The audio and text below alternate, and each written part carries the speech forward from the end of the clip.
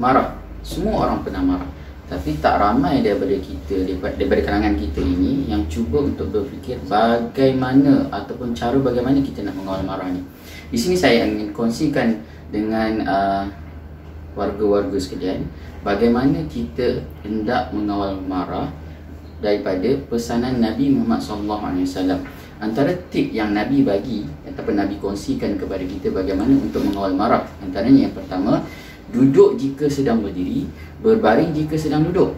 Ini pesanan Nabi Muhammad SAW. Sebagaimana Nabi Muhammad SAW bersabda, "Iza ghadiba ahadukum wa huwa qa'imun falyujlis fa in zahaba anhu ghadabu wa illa falyattaji'."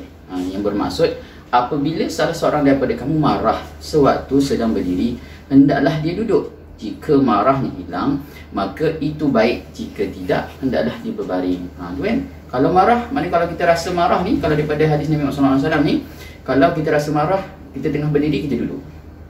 Ataupun kalau kita tengah duduk, kita duduk ni, tapi tetap juga rasa marah tu, dan kita berbaring. Itu sebagaimana pesanan Nabi Muhammad SAW.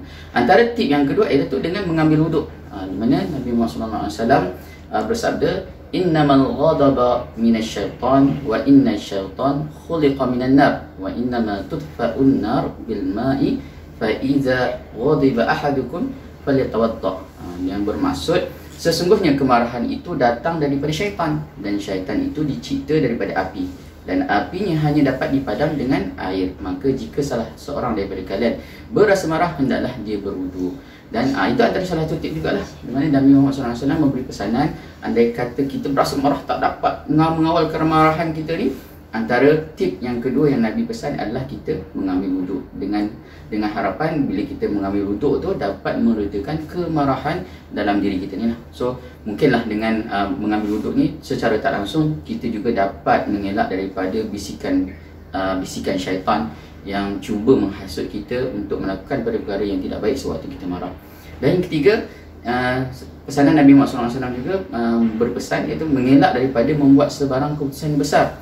La yahkum ahadun bainas nain wa huwa ghadban. Di mana kalau ikutkan hadis ni yang bermaksud tidak boleh seorang itu menghakimi antara dua orang dalam keadaan marah. Dalam keadaan ni, hadis ni sebenarnya dia merujuk kepada seorang hakim, tapi daripada hadis ni juga boleh dipakai kepada orang awam, iaitu kadang-kala kita ni membuat keputusan dalam situasi kita sedang marah. Khususnya ini yang berlaku, khususnya kalau contoh yang paling dekat, apabila seorang suami ataupun isteri itu bergaduh dengan bila dalam keadaan marah dia nak membuat satu keputusan besar, dan bila dalam keadaan marah tu tak dapat berfikir, itulah berlaku cerai-berai dan sebagainya. Itu merupakan satu keputusan yang besar juga, kan? Itu antaranya lah yang antara pesanan Nabi Muhammad SAW. Maknanya kalau dalam keadaan marah, janganlah kita pada masa tu maknanya nak buat satu keputusan-keputusan yang boleh menyebabkan memberi implikasi yang buruk terhadap diri sendiri dan juga ataupun orang lain. Itu antara tip yang ketiga. Dan tip yang keempat, di mana pesan Nabi Muhammad SAW, "Idzan ghadiba ahadukum falyuskut." Ini antara pesan Nabi SAW.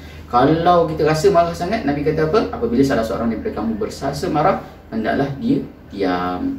Lebih baik banyak berdiam daripada masa kita marah tu kita bercakap. Dikhawatiri masa marah tu kalau kita banyak bercakap akan lagi menyebabkan timbul konflik-konflik yang lain ataupun salah faham yang tak pernah timbul sebelum tu, tapi dia timbul, kan, menyebabkan kata-kata, kadang-kadang ni lah bila tengah marah ni kita keluarkan kata-kata yang kesat dan sebagainya, menyebabkan benda tu boleh selesai dengan cara baik, tapi menyebabkan kata-kata kesat tu menyebabkan orang yang berhadapan dengan kita ataupun yang kita tengah marah itu lebih sakit hati dengan kita, dan menyebabkan konflik itu tidak dapat diselesaikan. Secara kesimpulannya, sebenarnya boleh tak marah ni? Sebenarnya boleh marah, tak ada masalah nak marah, tapi marah ni perlulah disalurkan kepada jalan yang betul agar perasaan marah ini tidak menguasai diri kita sehingga menyebabkan kita boleh melakukan tindak tanduk yang di luar daripada batasan norma kemanusiaan dan juga batasan agama kita. Semoga tip-tip yang Nabi beri ini ataupun pesanan yang Nabi beri ini sedikit dapat memberi panduan dan juga pendoman kepada kita bagaimana kita hendak mengawal perasaan marah kita.